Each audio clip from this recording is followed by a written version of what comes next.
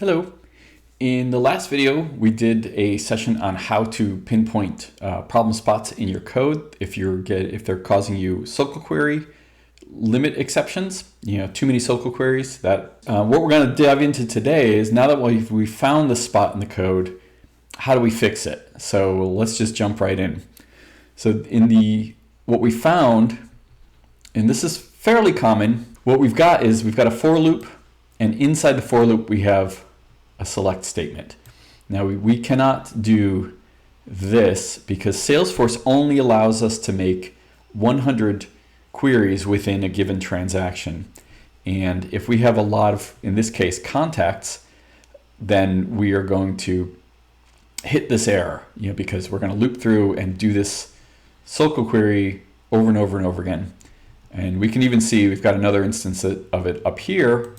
Let's still see how we would fix it. If we were to come across some code in our system that we could see there's a select statement inside of a for loop, how do we break it out? So in order to do that, we need to work with the collections objects that Salesforce provides. And I've got a couple of videos dedicated to how to work with the collections objects and how, so I'm not going to go into them in detail in this video, but I will provide a link to that at the end of this video. So here we are looping through our contacts. We're getting a contact and we're setting the account SLA on the contact equal to the SLA on the account. So what this trigger is doing, it's when we can see if the account SLA has changed, this is the new version and this is the old version. If it's changed, we're going to now update all the contacts with the same value. Just copy it from the account onto the contact object. In this case, we need to make a change to the contact itself. And here, like I said before, it's a little contrived. We're grabbing a list of contacts here, and then from that list, we're going to grab each individual contact and do this change. Now, of course, that's an easier solution to this would be here when we're grabbing the contact, we can also get, in that case, we're grabbing the information that we need for each contact. Well, we still need to loop through them, but we no longer need to query them. So at this point, this query is obsolete, and we can just use, because here what we're going to do is just loop over the contacts themselves, update the SLA, and run the account SLA. And we don't need to update the individually, because that'll also cause us a problem. We'll update them at the end. So here we're grabbing a set. This is actually a list of contacts. And then we're going to operate on them, do the business logic that we need, and then update them all at the end. Now, of course, this is still a problem because we still have a query within the loop, but let's just do it one step at a time. And I can pull up my unit test to make sure I didn't break anything.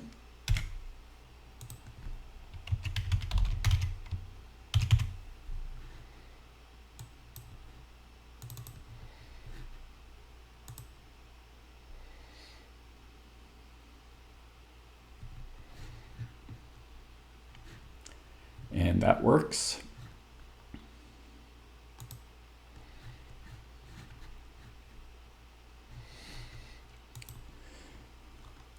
So still, just from code analysis, even if this isn't causing us a problem, we should get rid of this select statement in this outer loop. So here, and this is pretty common, within a trigger, you have the before update or after update, and then you'll loop through what's sent in, and you'll take some activity, but you never want your select statements within this for loop. So here's where we're really going to jump into collections. So what we want is all the contacts associated with these accounts. So for each account, we want to get the contacts that are associated with them, but we don't want to query them for each account. We would just like to run one query that'll give us all the contacts. What we can do there is we'll just add another for loop. We'll loop through the accounts twice. And the first time through, we're simply going to collect the account IDs.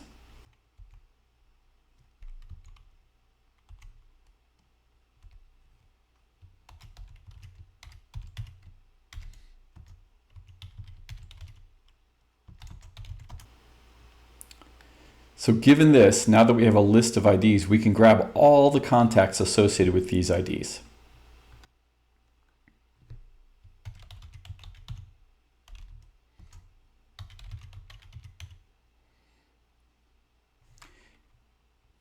Instead of equal to, it's in the collection.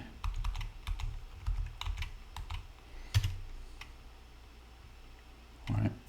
So that'll give us all the contacts associated with all of the accounts.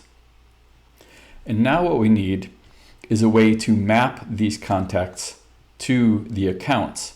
So we can create a map object to handle that.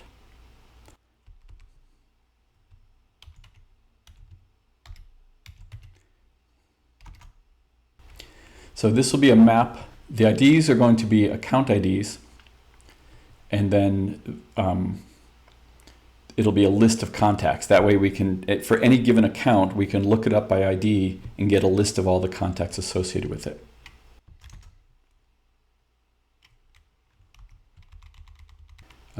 Actually, in this case, we're going to loop through the contacts to build up this map.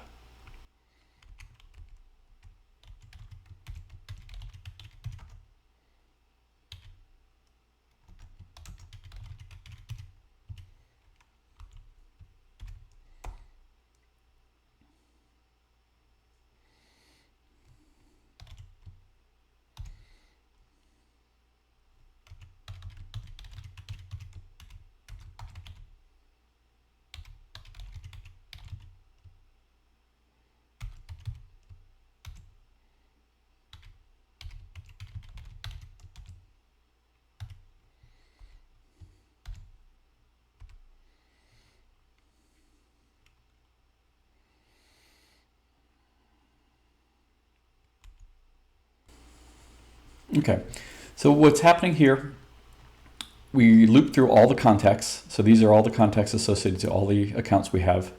And if our map already contains an entry for this account, then we simply grab it and store it in this contact list. If it's the first time through and we haven't gotten that one yet, then we create a new contact list and we add it to the map. Either way, that contact list we add this contact to. That way this contact would be associated to this account in our account contact map. Again, if that seems a little confusing, check out the video I have on maps. So now when we loop through the accounts, we're going to need to change our logic in here. So I had to comment this out before because it's a duplicate name.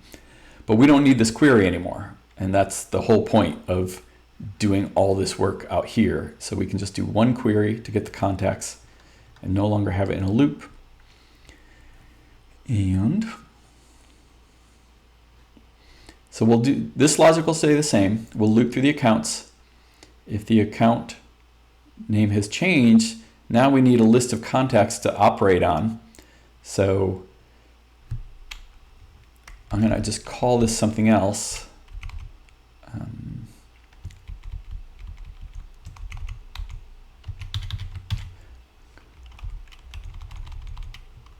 Account contacts, and instead of querying for it, we'll just pull it from the account map. And we should probably check to make sure that it contains it.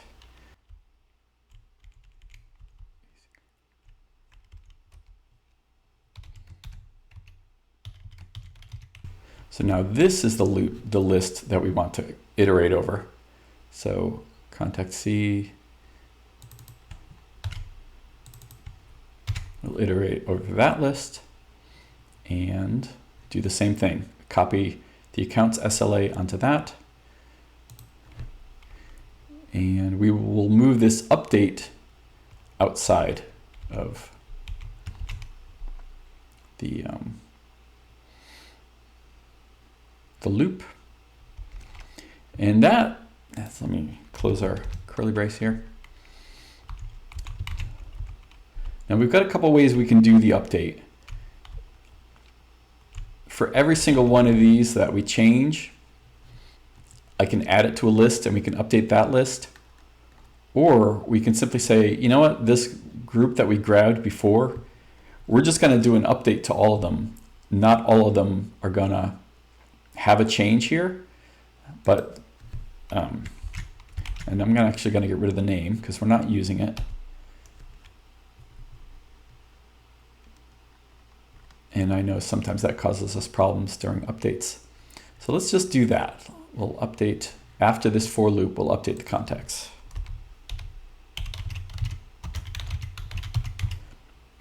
Again, a couple different ways we could have handled that.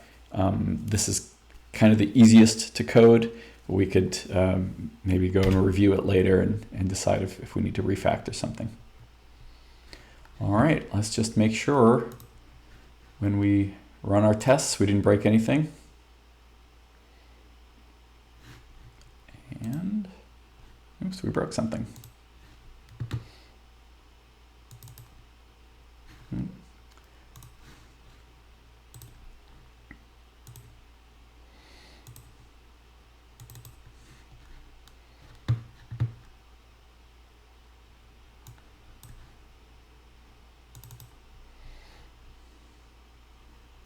Account ID. Oh, okay, just not. Oh, yeah, how did I miss that?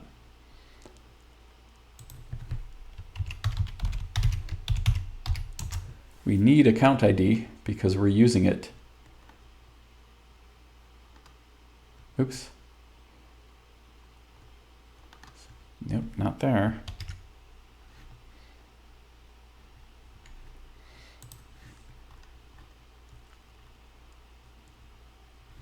Here, when we grab our accounts, our contacts, we need the account ID.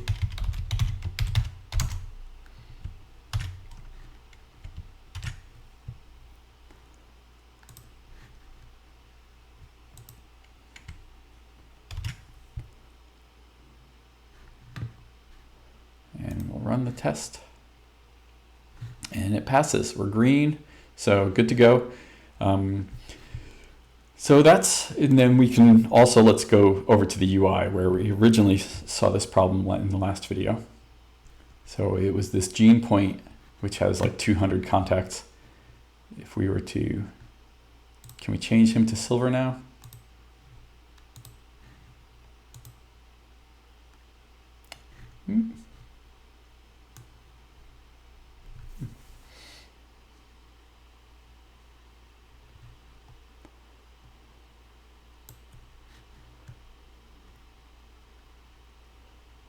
Oh, okay, we've got a, I wonder what's going on. Maybe we do need to squirrel away contacts that we're updating.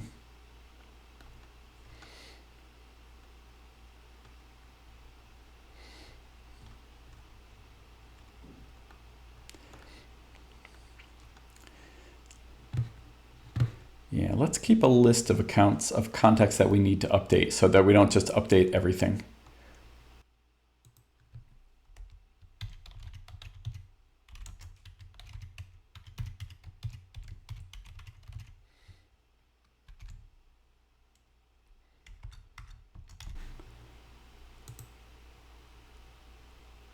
Okay, yep. So there was definitely an issue doing that first approach. So let's also rerun our unit tests since we just changed some code.